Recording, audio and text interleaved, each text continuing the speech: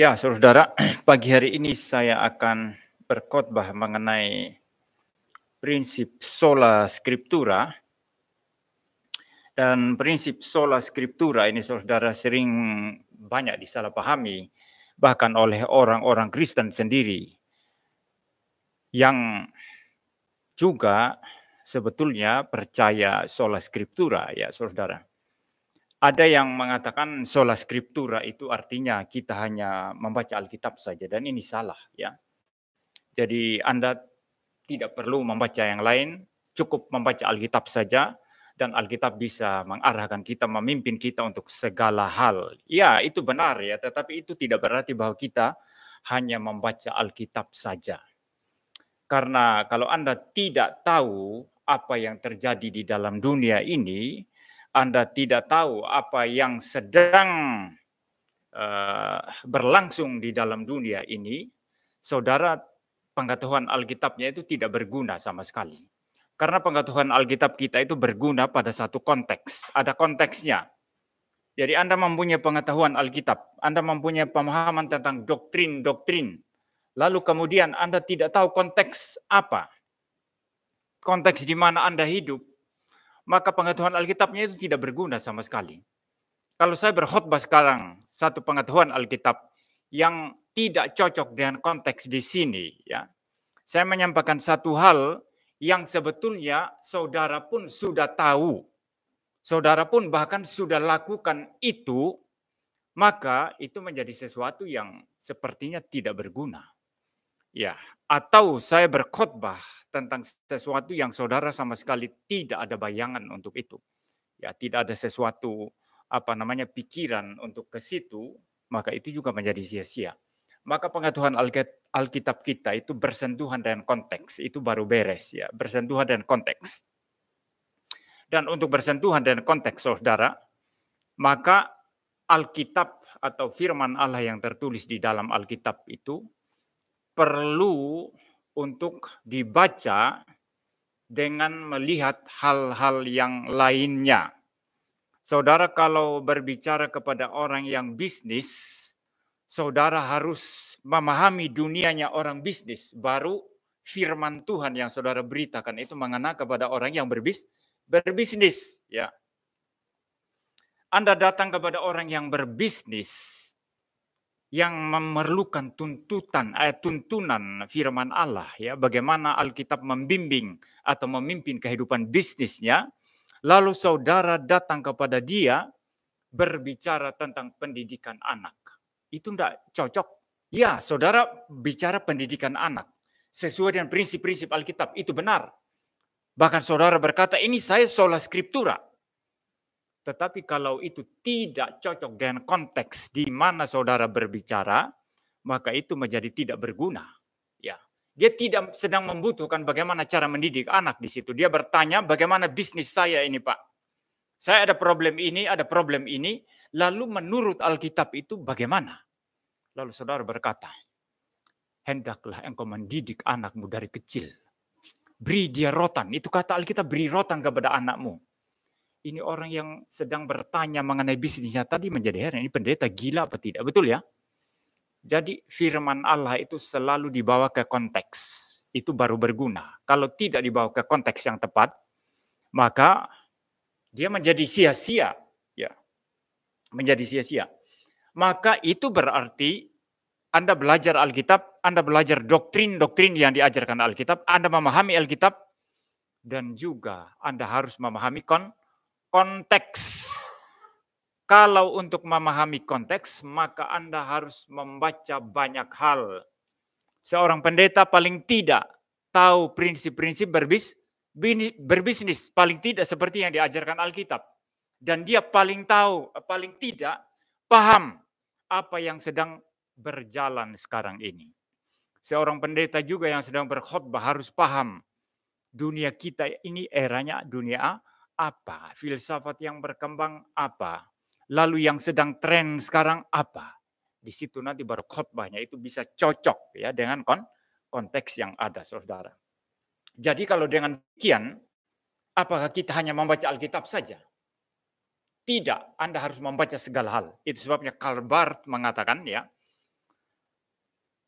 seorang Kristen itu membaca dua hal, atau paling tidak orang yang ya seorang pendeta ya atau orang Kristen ya membaca dua hal. Pertama dia harus baca Alkitab, kedua dia harus baca koran. Ya, kenapa baca koran? Supaya Anda tahu dunia di mana Anda tinggal sekarang ini. Apa yang sedang terjadi. Anda tahu konteks Anda apa. Sehingga nanti kebenaran firman Allah yang kita sampaikan itu mendarat di konteksnya dengan benar ya. Tapi kalau berarti ini teologinya banyak yang kacau saudara ya. Tapi saya hanya kutip pendapatnya ini yang saya pikir ini benar ya. Kita tidak menerima semua teologinya yang kacau-kacau itu. Jadi saudara perlu belajar banyak hal. Jadi apa artinya sola scriptura? Sola scriptura itu tidak berarti Anda hanya baca Alkitab saja. Cukup. Ya, tidak perlu yang lain. Maka ada orang yang saya pikir pernyataan sangat bodoh ya, mengatakan tidak perlu belajar ilmu-ilmu yang lain. Anda tidak perlu belajar filsafat, Anda tidak perlu belajar ilmu apapun. Cukup Alkitab saja. Maka nanti khotbahnya itu tidak mendarat ke konteks ini bahaya sekali. Sangat-sangat berbahaya, saudara. Jadi kita membaca Alkitab, kita membaca segala sesuatu. Membaca Alkitab, membaca konteks kita. Ya. Jadi apa maksudnya sola scriptura kalau seperti itu? Maksud daripada sola scriptura itu adalah Alkitablah yang memimpin. Alkitablah yang menghakimi segala sesuatu. Alkitablah otoritas yang mutlak yang memimpin segala sesuatu. Anda mau bicara tentang apa? Alkitab yang memimpin. Alkitab yang berotoritas mutlak. Itu maksudnya.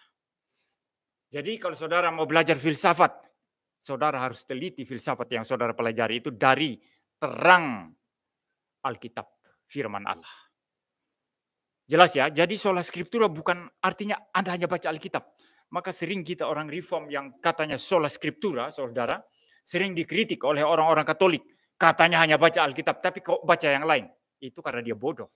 Dia tidak paham apa itu sola scriptura, saudara. Sola scriptura berarti standar mutlak yang menghakimi, menilai, mengevaluasi segala sesuatu adalah Alkitab. Tidak boleh ada dua standar. Kalau Katolik ada 3 standar. Alkitab, kemudian apa? Tradisi gereja, lalu magisterium. Magisterium itu adalah klerus rohaniawan yang dipimpin oleh paus. Yang katanya pengajaran mereka itu infallible, tidak salah. Tapi itu adalah sesuatu yang tidak berdasarkan apa yang diajarkan Alkitab. Karena yang namanya manusia berdosa, pengajarannya mempunyai kemungkinan untuk salah. Tidak mungkin infallible ya. Yang namanya tradisi gereja itu bisa salah. Karena tradisi gereja tidak diilhamkan. Magisterium tidak diilhamkan. Yang diilhamkan hanya Alkitab. Itu yang saudara baca tadi di 2 ayat yang sudah kita baca tadi. Saudara dikatakan di dalam 2 Timotius 3 ayat yang ke-16. Segala tulisan yang diilhamkan Allah memang bermanfaat untuk mengajar, untuk menyatakan kesalahan, untuk memperbaiki kelakuan, dan untuk mendidik orang dalam kebenaran. Segala tulisan yang diilhamkan Allah. Apa itu tulisan yang diilhamkan Allah? Itulah Alkitab, saudara. Lalu 2 Petrus 1 ayat 20 sampai 21 dikatakan, yang terutama kamu harus ketahui ialah bahwa nubuat-nubuat dalam kitab suci tidak boleh ditafsirkan menurut kehendak sendiri. Sebab tidak pernah nubuat dihasilkan oleh kehendak manusia, tetapi oleh dorongan Roh Kudus orang-orang berbicara atas nama Allah. Oleh dorongan Roh Kudus orang-orang berbicara atas nama Allah. Jadi diilhamkan oleh Roh Kudus. Tapi perkataan pendeta tidak diilhamkan. Bahkan saya khotbah di sini, perkataan saya ketika menjelaskan firman Tuhan ini tidak diilhamkan. Maka khotbah saya bisa salah. Pengajaran orang Kristen bisa salah.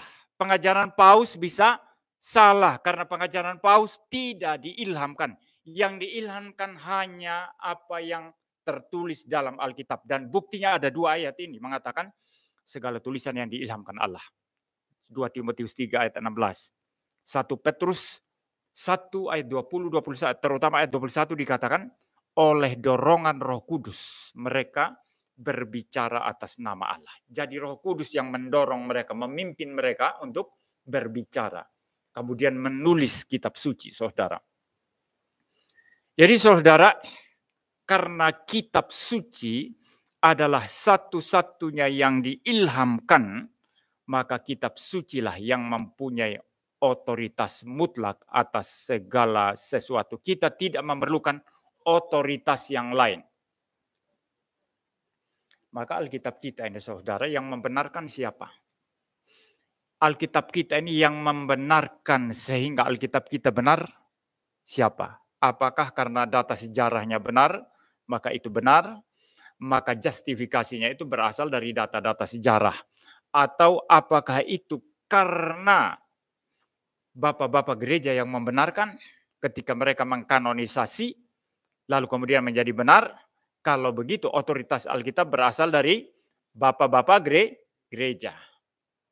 Siapa yang memberikan otoritas kepada Alkitab? Ya. Karena Alkitab sesuai dengan data-data sejarah. Anda coba teliti mengenai Kristus aja. Yosefus aja itu satu sejarawan Yahudi yang sangat terpercaya menulis tentang Yesus. Jadi Alkitab ini bersifat historis. Bukan ahistoris, tapi historis. Bersifat sejarah Alkitab ini. Wah, hebat sekali. Banyak di YouTube argumentasi kayak gitu ya. Dan banyak orang Kristen terkagum-kagum ya. Alkitab kita memang sesuai sejarah. Maka Alkitab itu benar. Berarti yang memberikan justifikasi terhadap Alkitab siapa? Sejarah. Kalau begitu otoritasnya dapat dari mana? Dari sejarah. Ini kacau sekali saudara. Ya.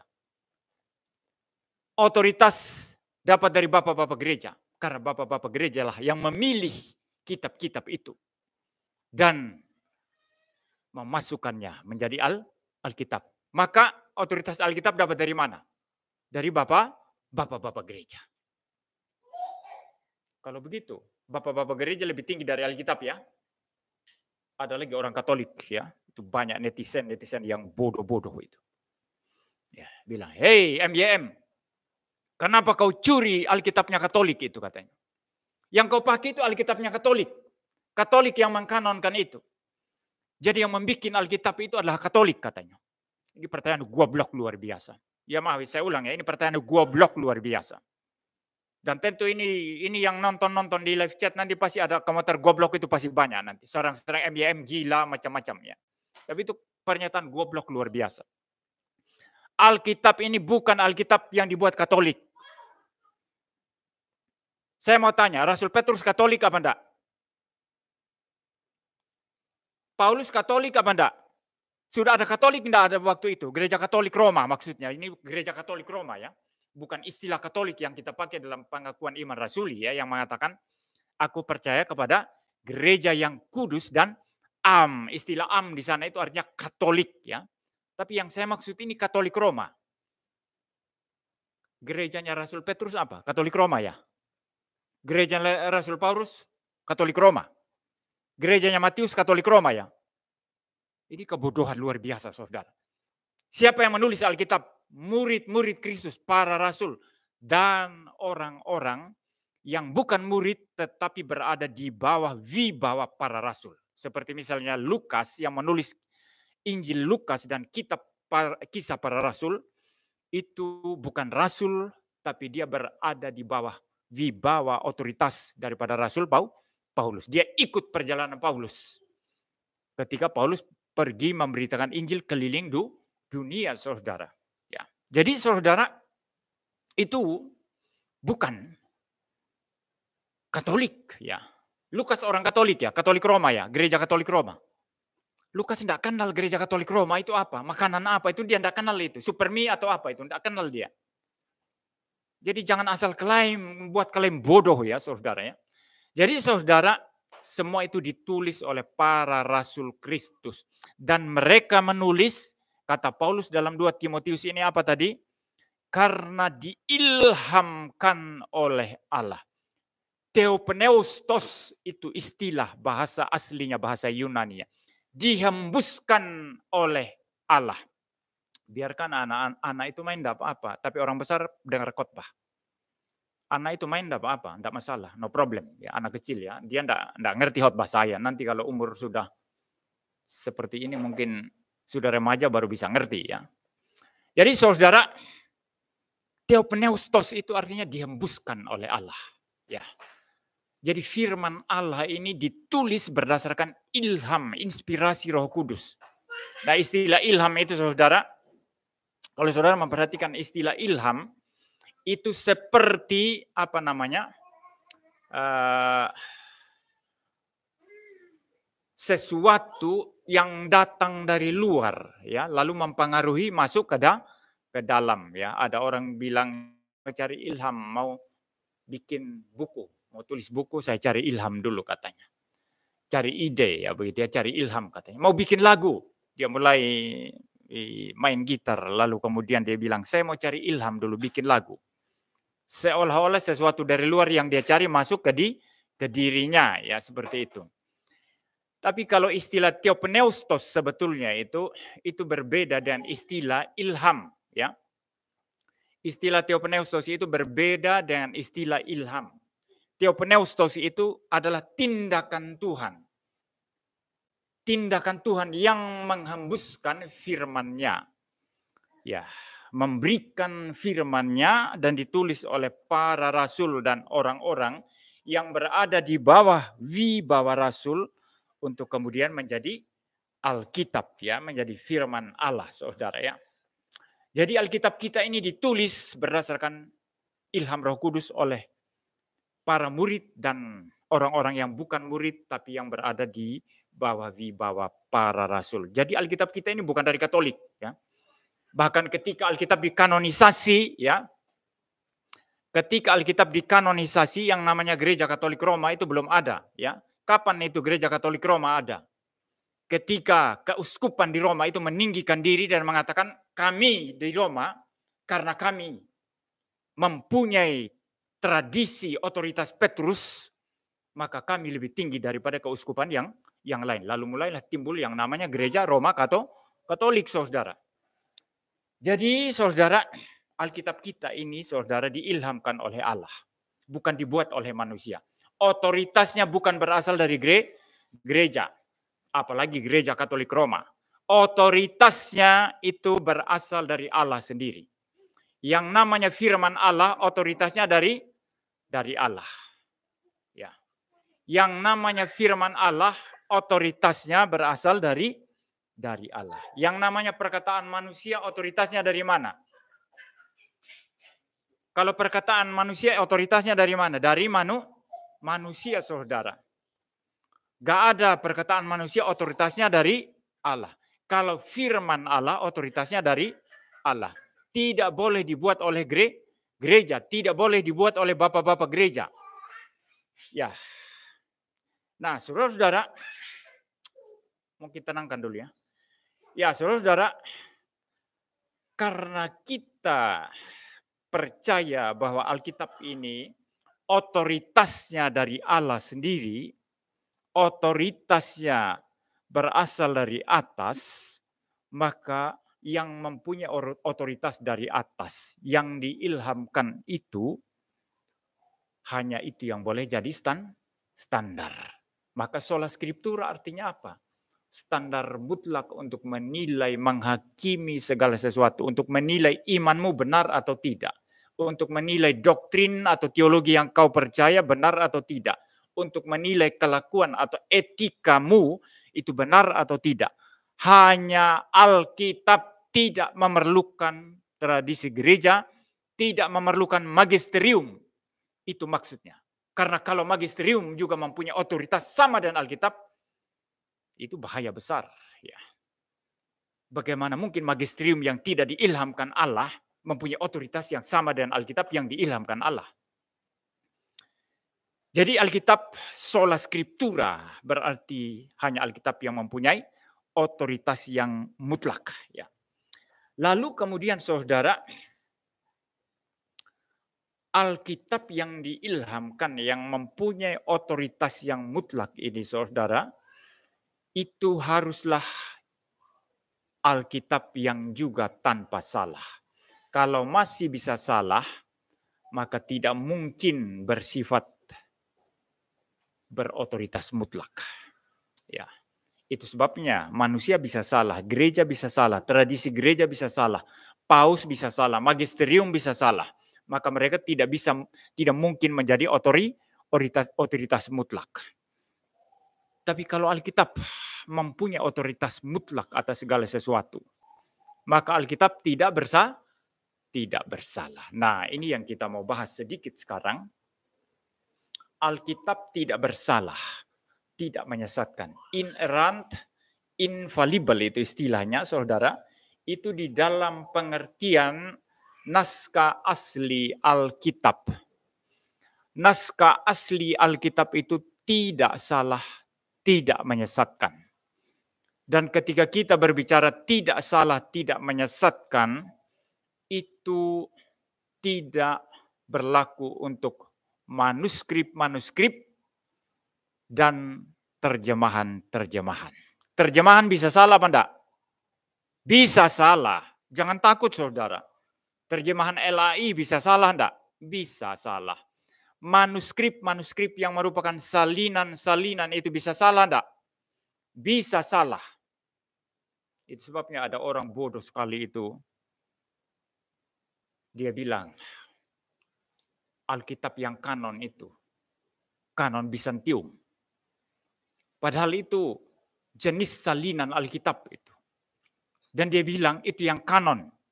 Kalau itu yang kanon berarti itu yang tidak bersalah. Kan itu kacau saudara. Yang kita sebut kanon Alkitab itu 66 kitab itu saudara. Itu yang kanon. Dan yang aslinya, teks aslinya itu yang inerrant, itu yang tidak bersalah.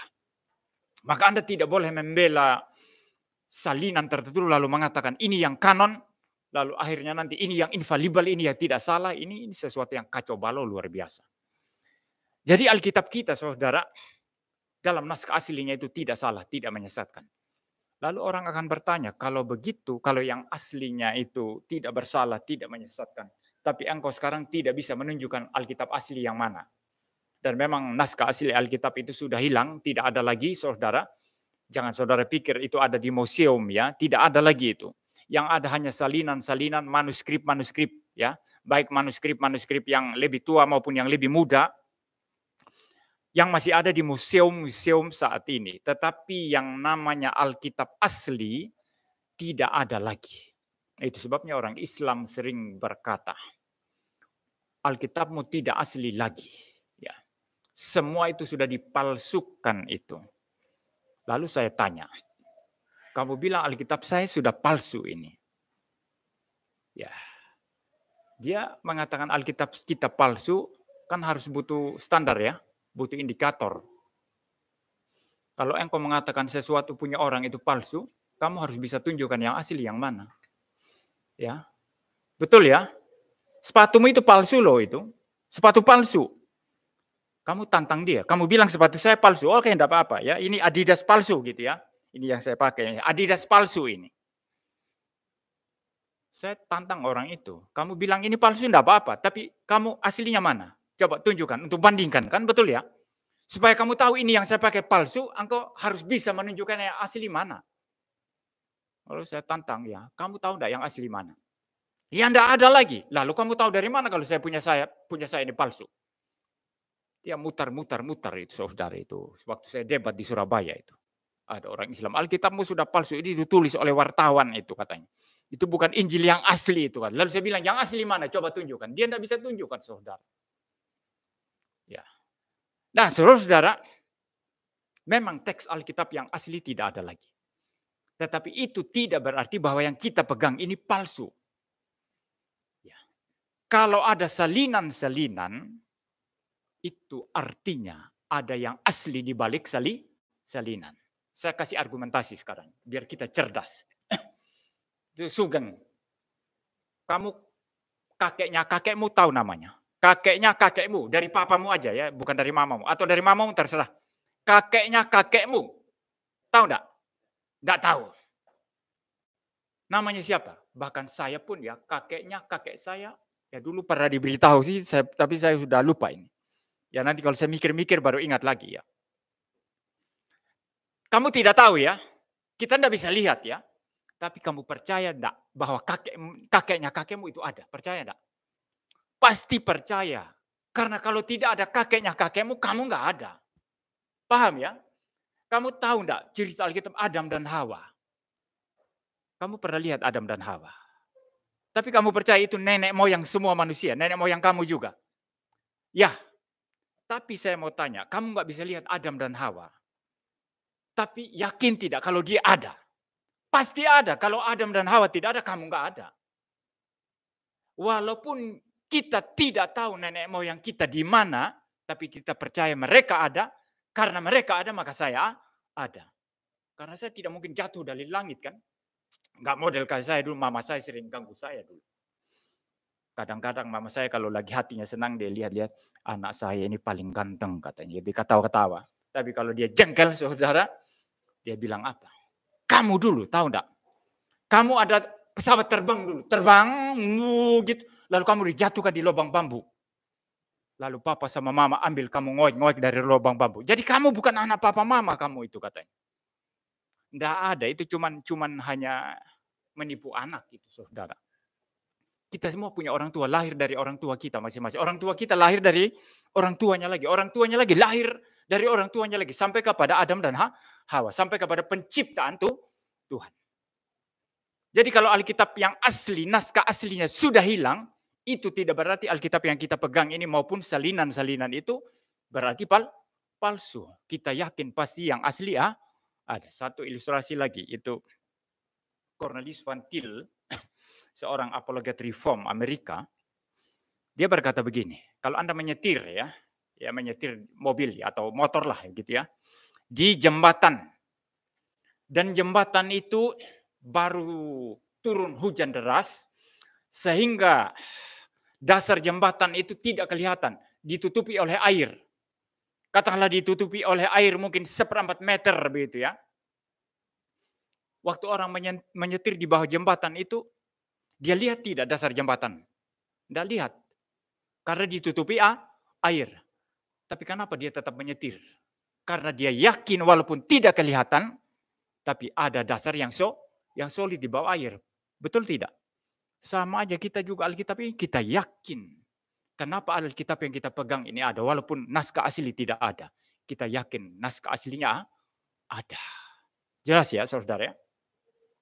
Jadi sekali lagi, yang tidak bersalah, tidak menyesatkan itu adalah yang naskah aslinya.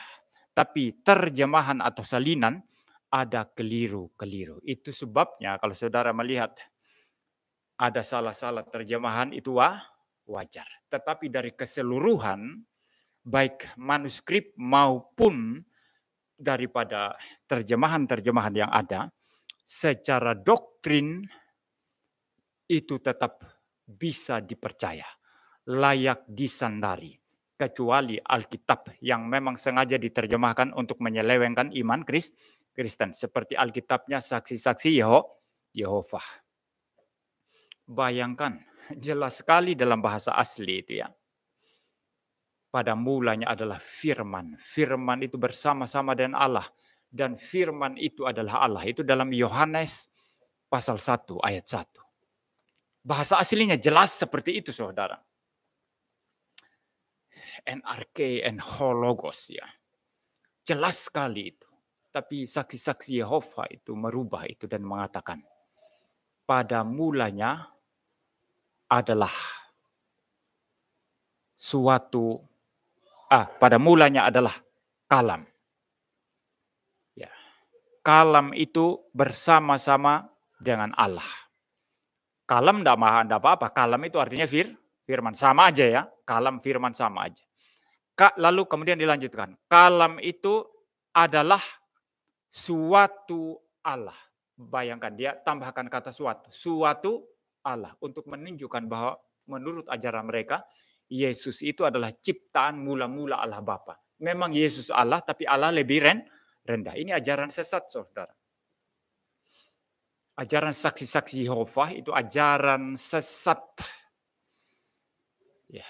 Nah, kalau ada kitab yang secara doktrinal menyeleweng seperti itu terjemahannya, itu pasti Alkitab yang kacau.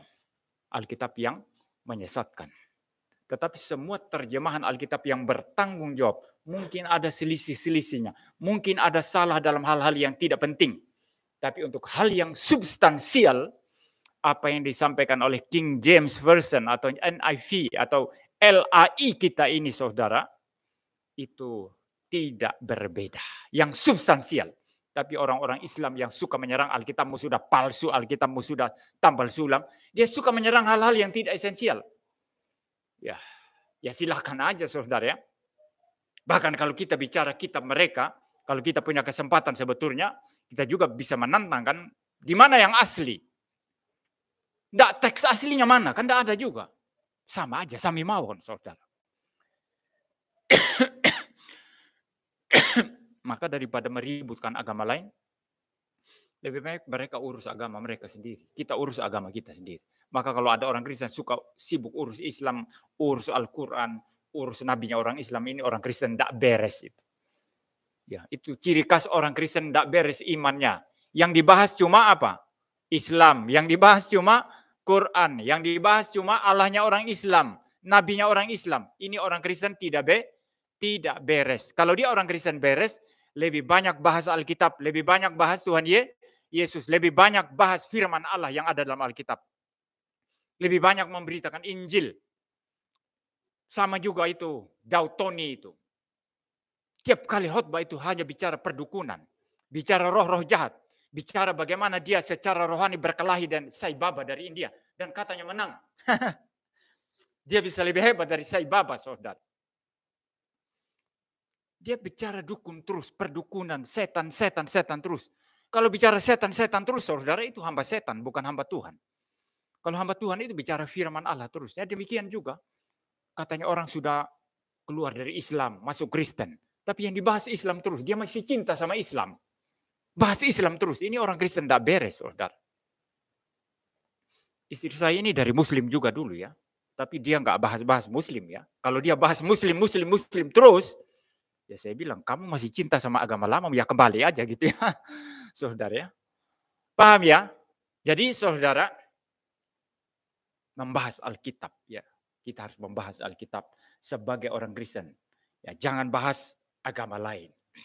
Kita kembali kepada pembahasan Alkitab sekarang. Jadi walaupun Alkitab kita ini hanya terjemahan atau kita hanya bisa lihat salinan-salinan di museum-museum yang ada atau manuskrip-manuskrip, tapi kita percaya Alkitab yang asli ada yang merupakan sumber daripada salinan dan terjemahan kita. Maka kalau ada terjemahan atau salinan yang sama sekali berbeda secara doktrinal, kita tahu itu palsu. Kalau saudara membandingkan New King James atau NIV atau LAI dan lain sebagainya, itu semua bersesuaian. Cuma ada perbedaan-perbedaan dalam hal yang tidak penting, yang kecil-kecil, saudara. Seperti itu. Manuskrip pun itu bisa bersesuaian, saudara. Tapi kalau ada yang mengatakan Injil yang sama sekali berbeda, ada yang namanya Injil Maria Magdalena, ada yang namanya Injil Thomas, ada yang namanya Injil Barnabas. Itu Injil Barnabas yang paling kemudian itu. Ya, ditulis oleh seorang Katolik dulunya, lalu kemudian dia murtad, lalu pindah agama lain. Lalu mulai menulis Injil Barnabas. Seolah-olah itu ditulis oleh Barnabas, rekan Paulus. Padahal tidak, saudara. Nah, kalau itu isinya pasti sama sekali berbeda. Bayangkan di dalam Injil yang palsu, saudara, ada cerita tentang Tuhan Yesus. Suatu saat Tuhan Yesus minta murid-muridnya bawa batu. Maka murid-murid mulai memikul batu. Aneh ya, untuk apa Tuhan Yesus perintahkan bawa batu ya? Tuhan Yesus yang segitu mulia memerintahkan perkara yang nggak penting. Kecuali kalau Tuhan Yesus mau suruh bangun rumah ya. Suruh murid-murid pikul batu ya. Suruh perintahkan bawa batu. Nah, murid-murid bawa batu. Di antara semua murid itu yang paling malas katanya Petrus. Petrus hanya ambil kerikil kecil saja. Karena dia malas bawa. Yang lain ya ambillah batu-batu lumayan besar ya bawa. Lalu sampai di suatu tempat katanya, Tuhan Yesus berkata, mari kita istirahat. Sekarang buka batu-batu yang kalian bawa itu. Begitu mereka buka batu yang mereka bawa, berubah jadi roti. Yang bawa batu besar dia makan kenyang. Petrus bawa batu kecil sekali. Dia menyesal setengah mati. Dia menggerutu. Coba saya tahu tadi saya bawa batu besar katanya. Nah, suatu saat Tuhan Yesus ajak lagi ke satu tempat. Kali ini Tuhan Yesus tidak bilang apa-apa. Dia tidak bilang bawa batu atau bawa apa. Tapi Petrus yang mengira, oh nanti pasti suruh buka bawaan lagi nanti. Daripada saya kali ini kelewatan, lebih baik saya bawa batu katanya. Dia bawa batu besar, dia pikul batu besar itu. Sampai di suatu tempat Tuhan Yesus berkata, mari kita beristirahat. Petrus mulai nunggu Tuhan Yesus bicara. Sekarang Tuhan Yesus enggak bilang-bilang, keluarkan batu yang kamu bawa. Akhirnya dia menggerutu, menyesal lagi. Kurang ajar, saya pikul batu besar-besar ini tidak ada guna katanya. Saudara, cerita-cerita semacam ini cocok enggak dengan Injil yang asli? Ini kan cerita dongeng ya saudara ya. Cerita dongeng ya, itu dongeng itu. Nah, Injil-Injil yang semacam itu adalah Injil-Injil apokrifa yang rata-rata itu ditulis pada abad kedua. Zaman Tuhan Yesus sudah tidak ada lagi, sudah meninggal. Dan bahkan zaman para rasul sudah mati semua. Yang paling terakhir rasul mati itu adalah Yohanes, karena dia paling muda. Dia mati di Pulau Patmos pada umur 90 tahun. Ya, umur tua ya, 100 tahun atau 90 tahun. Dia matinya sekitar tahun 90-an. 90-an Masehi.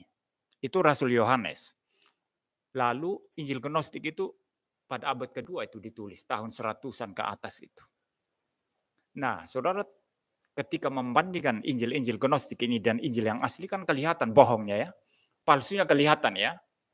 Ya, maka saudara itu pasti tidak diilhamkan oleh Allah. Tetapi yang terjemahan yang berbeda-beda, manuskrip yang berbeda-beda, semua itu bersesuaian walaupun beda dalam hal-hal yang kecil dan sepele. Kenapa bersesuaian? Karena berasal dari sumber yang sama dan satu, yaitu naskah asli Alkitab yang sudah hilang, yang kita sebut sebagai otograf atau autografa. Jelas ya, clear ya saudara ya. Maka saudara doakan juga LAI, Lembaga Alkitab Indonesia. Jangan enak saja kita pakai Alkitab LAI ini kita baca, tapi kita tidak mendoakan mereka. Doakan agar mereka kuat. Banyak yang menggugat mereka itu. Dari pihak Islam, itu ada sarjana Islam namanya Menahem Ali, pergi ke LAI, minta cabut kata Allah. Karena kata Allah di dalam itu milik Islam katanya. Orang Kristen tidak boleh pakai itu. Ini orang yang asal mangap saja itu. Kata Allah itu milik siapa itu? Saya mau tanya, saudara. Kata Allah itu milik Islam atau milik Kristen? Milik Kristen itu, saudara. Orang Kristen Syria itu sudah pakai istilah Allah itu. Allah. Di dalam bahasa Aramaik dan bahasa Ibrani, kalau Aramaik itu sedikit, ada bahasa Aramaik di dalam Alkitab asli, dan di dalam bahasa Ibrani istilah Allah itu tidak asing itu. Sama sekali tidak asing itu. Jadi orang Kristen Syria sudah pakai kata Allah. Lalu Islam muncul, kemudian mengambil alih itu dan menggunakannya untuk Allah mereka. Oh iya begitu ya. Orang Kristen nggak ngerti sejarahnya. Ini lagu-lagu Mazmur Jenewa yang kita nyanyikan tadi ya, itu lagu umur ratusan tahun itu.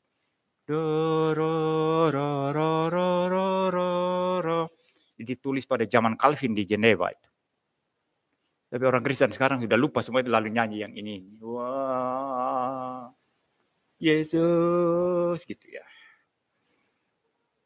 Nanti kalau agama lain mulai nyanyi him-him, lalu mereka mulai klaim yang nyanyi him agama kami. Kamu kan nyanyi lompat-lompat itu. Tahu ya nyanyi lompat-lompat itu buk-bak ya, lompat-lompat, enggak tahu gereja atau diskotik itu. Lalu orang Kristen sudah bodoh semua, enggak ngerti sejarah. Oh ya betul ya, him itu bukan kita loh. Kalau kita kan joget-joget. Kebodohan saudara. Istilah Allah itu sudah dipakai orang Kristen itu. Lalu ketika Islam muncul, Lalu mereka menggunakan itu. Jelas ya? Jilbab itu siapa yang pakai lebih dahulu? Kerudung. Paulus di dalam kitab Korintus mengatakan, kamu perempuan pakai kerudung. Orang Kristen di Korintus sudah pakai kerudung. Saudara lihat kenapa orang Katolik Roma, susternya itu pakai jilbab semua, pakai kerudung semua. Kenapa? Karena itu tradisi Kristen dari dulu. Sebelum Islam ada, itu sudah orang Kristen sudah pakai jilbab. Tapi kalau ada yang klaim sekarang, kamu Kristen kenapa pakai jilbab? Kamu bukan Islam, saya lapor dengan kamu. Ini tidak mengerti sejarah, saudara. Itu kubah masjid itu, yang bundar itu. Kristen sudah lebih dahulu pakai kubah itu. Gereja itu pakai kubah. Yang sudah jadi masjid sekarang itu yang namanya Hagia Sophia atau Hagia Sophia di Istanbul itu gereja dulunya itu. Lalu kemudian ketika Islam menaklukkan itu, maka gereja itu direbut lalu diubah jadi masjid. Tapi gereja itu sudah berkubah itu. Jadi saudara, tidak ada yang kita curi saudara. Tidak ada yang kita curi. Nah sekarang kalau saya suruh istri saya pakai jilbab, orang bisa protes saya. Tapi saya memberikan pembelaan. Saya lebih punya hak pakai itu. Karena dalam kitab Korintus, Rasul Paulus memerintahkan pakai jilbab. Paham ya? Tapi kenapa kita tidak pakai jilbab? Karena itu bukan keharusan situasional itu. Di Korintus dulu itu ada banyak itu orang-orang wanita nakal itu. Dan wanita-wanita nakal itu dilepas rambutnya. Maka Paulus bilang, kamu harus pakai jilbab. Karena anak-anak Tuhan itu harus lebih sopan dari orang-orang dunia ini. Itu maksudnya. Tapi konteks kita sekarang itu tidak berlaku. Jadi Anda boleh pakai jilbab, boleh nggak pakai jilbab ya. Tapi untuk menjaga, supaya jangan orang salah paham, ya tidak usah pakai jilbab. Ya. Jadi Menahem Ali itu saya tantang itu. Dia pergi protes di LAI. Hapus kata Allah katanya. Enak aja. Itu milik Kristen itu. Kau suruh hapus. Nah orang-orang LAI bukan tidak ahli. Mereka tahu persis sejarah, riwayat penggunaan istilah Allah itu mereka tahu. Di Malaysia ini yang kalah Kristennya. Disuruh hapus. Akhirnya dari Alkitab Malaysia itu dihapus kata Allah. Saudara. Padahal punya kita itu saudara istilah Allah itu. Orang Kristen sudah pakai itu sebelum Islam pakai. Jadi saudara, Menahem Ali ini saya tantang, ayo debat. Kau bilang orang Kristen tidak boleh pakai kata Allah. Sampai sekarang dia tidak berani terima tantangan debat saya. Karena dia tidak punya sumber yang sah untuk bisa membantah saya. Saya sudah persiapkan di e-book laptop saya ini begitu banyak itu tulisan akademik ilmiah itu yang membahas mengenai asal-usul kata Allah itu. Bahkan dari kata Ibrani, Aramaik itu sudah ada itu. Ya, jadi saudara, tidak ada yang kita curi ya saudara. Jadi kita harus dukung LAI saudara. Digugat oleh orang-orang seperti Menahem Ali, lalu ada lagi golongan Yahweism itu pergi menggugat di pengadilan kan saudara.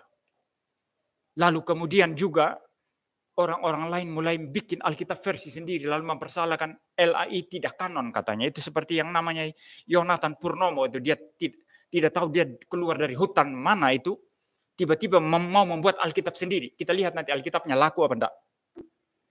Ya. Dia buat Alkitab sendiri yang katanya dari sumbernya itu harus dari naskah atau teks Bizantium karena teks Bizantium itu yang kanonik katanya.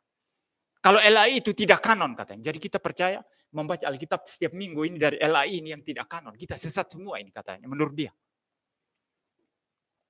Maka kita perlu dukung LAI. Digugat dari mana-mana. Dari ajaran sesat dalam Kristen. Dari pihak Islam digugat dari mana-mana.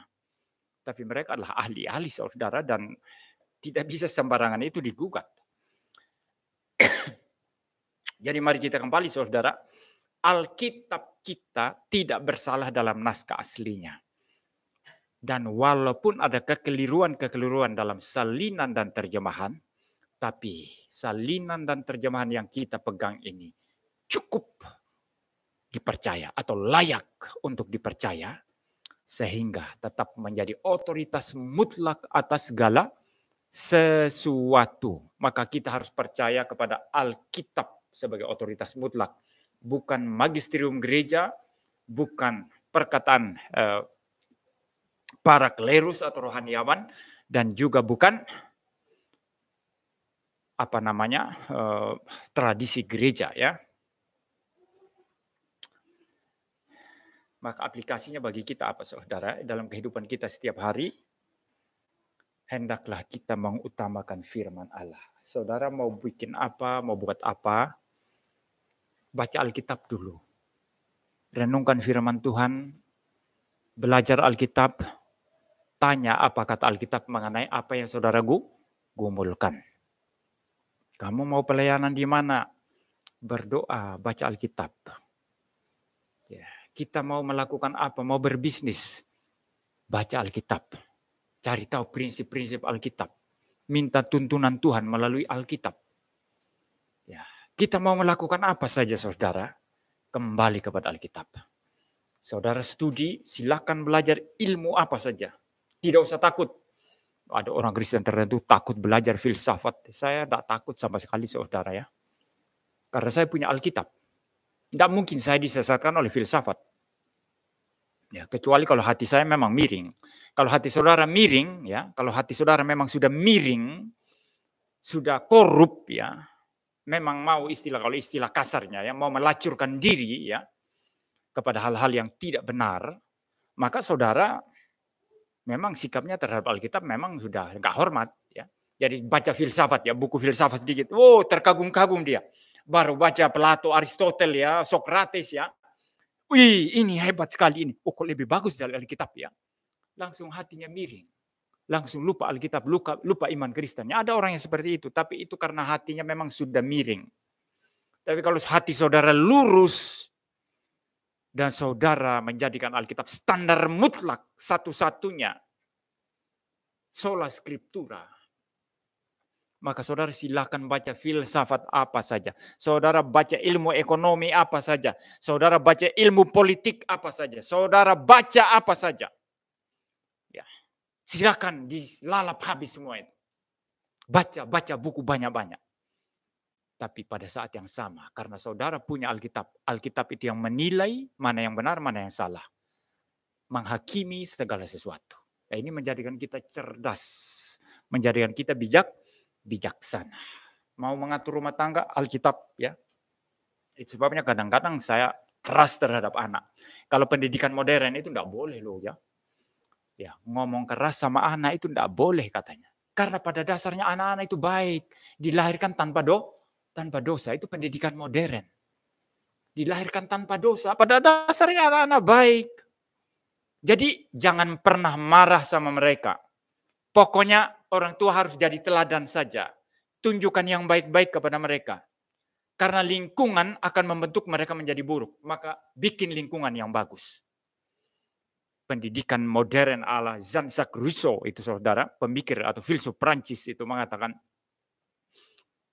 cukup engkau memberikan teladan yang bagus. Didik mereka. Berikan lingkungan yang bagus. Termasuk nanti lingkungan sekolahnya yang bagus, ya. Kelas yang bagus, ya, sirkulasi udara yang bagus. Karena pada dasarnya manusia dilahirkan baik. Tapi itu melawan firman Allah. Firman Allah berkata apa? Mazmur 51, sejak dalam kandungan aku berdosa, aku dikandung dalam dosa. Kita membawa benih dosa asal, atau kita membawa status dosa asal bersama kita. Saudara. Jadi kita memang dilahirkan di dalam dosa. Orang yang statusnya berdosa, tidak usah tunggu nanti diajari baru bisa berbuat dosa. Tidak usah diajari, berbuat dosa sendiri nanti pada saatnya dia sudah bisa berbuat dosa. Ya, dia akan berbuat dosa sendiri, saudara. Nah, maka saya melawan pendidikan modern ini. Saya tidak setuju dan kadang saya harus keras sama anak. Bila perlu saya pukul. Ya, enak aja nanti Komnas HAM perlindungan anak. Kenapa kau pukul anak saya? Hakmu apa? Kecuali kalau saya bikin dia berdarah-darah, ya baru saya salah. Tapi kalau saya kerasin dia, pukul pantatnya sedikit. Supaya dia sadar itu salah. Ya enggak apa-apa, saudara. Alkitab berkata apa dalam kitab Amsal? Kasih rotan anakmu. Ini bukan sekedar simbolik, saudara. Memang harus mendidik itu. Dan bila perlu, Dia butuh didikan keras, harus keras. Tapi bukan berarti sampai membenci lalu kemudian menyebabkan anak itu sampai ya setengah mati ya. Kalau didikan orang zaman dulu itu kurang ajar lagi itu ya. Kalau di Sumba itu anak yang nakal itu bisa digantung di atas pohon sama papanya itu, saudara. Digantung di atas pohon itu. Ya. Ada itu, enggak tahu kalau di Kalimantan. Ya. Digantung di atas pohon itu, saudara.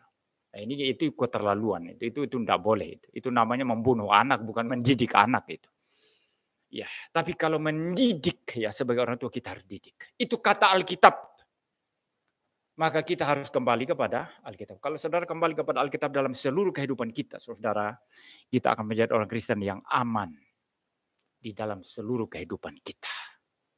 Kita akan menjadi orang Kristen yang berbobot, yang bertanggung jawab.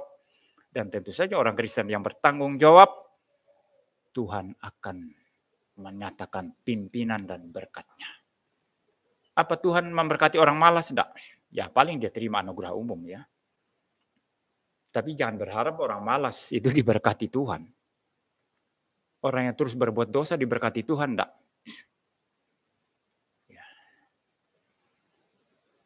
Orang yang terus berbuat dosa diberkati Tuhan, enggak. Iya, dia terima berkat umum, ya, anugerah umum, common grace of God, ya. Dia terima udara, ya, jantungnya dipelihara Tuhan, ya. Tapi berkat tuntunan Tuhan secara khusus dalam kehidupannya sehari-hari, bagaimana dia bisa alami? Tidak mungkin, saudara.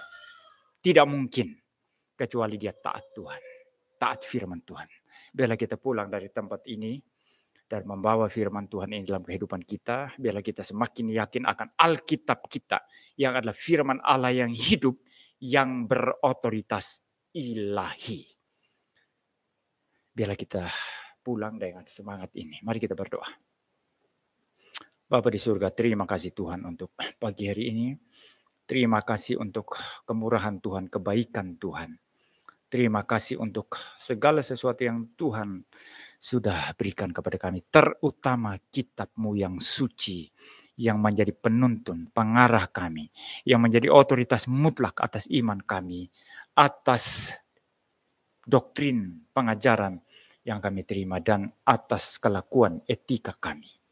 Biarlah kami mengasihi Engkau, mengasihi firman-Mu, dan hidup dalam firman-Mu senantiasa. Terima kasih Tuhan, dalam nama Tuhan Yesus Kristus kami berdoa. Amin.